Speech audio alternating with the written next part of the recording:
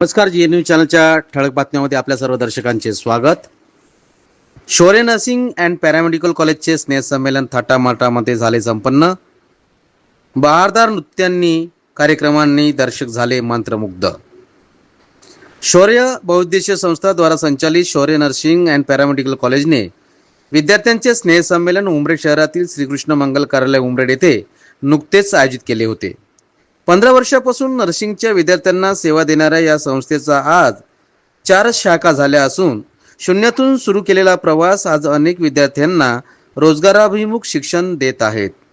याच पार्श्वभूमीवर उमरेड, चिमूर, पवनी आणि समुद्रपूर या शाखांच्या वतीने या सामूहिक स्नेहसंमेलनाचे आयोजन करण्यात आले होते. या स्नेहसंमेलनाच्या उद्घाटकपदी doctor Ashish Dhande, orthopaedic surgeon Umred हे होते. तर अध्यक्षस्थानी आंतरराष्ट्रीय मानवाधिकार असोसिएशनचे राष्ट्रीय अध्यक्ष विलास कांबळे हे होते. प्रमुख अतिथी म्हणून doctor Jitesh Chavan, doctor Mangesh Kuikar, doctor Paras Shambharkar, Sudhir Ramteke, सौ कांचन शंभरकर यांची प्रामुख्याने मंचावर उपस्थिती होती. मान्यवरांनी या संस्थेच्या दिवसेंदिवस होत असलेल्या प्रभावित आणि प्रगतीबाबत मनसोक्त स्तुती केली व संस्थेला शुभेच्छाही प्रदान केल्या. यावेळी विद्यार्थिनींनी अनेक सांस्कृतिक बहारदार नृत्य सादर केले. विद्यार्थिनींच्या फॅशन शोने दर्शकांचे लक्ष केंद्रित केले होते. यानंतर आंतरराष्ट्रीय मानवाधिकार असोसिएशनचे राष्ट्रीय पदाधिकारी अनुप कुमार भार्गव व सुधीर रामटेके यांच्या हस्ते विजेत्यांना पारितोषिकही यावेळी वितरित करण्यात आले.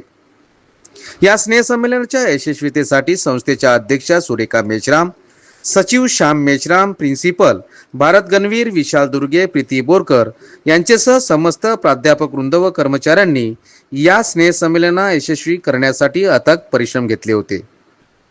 या स्नेहसंमेलनाचे सूत्रसंचालन नितीन बोरकर यांनी केले तर प्रास्ताविक संस्था सचिव श्याम मेश्राम यांनी केले.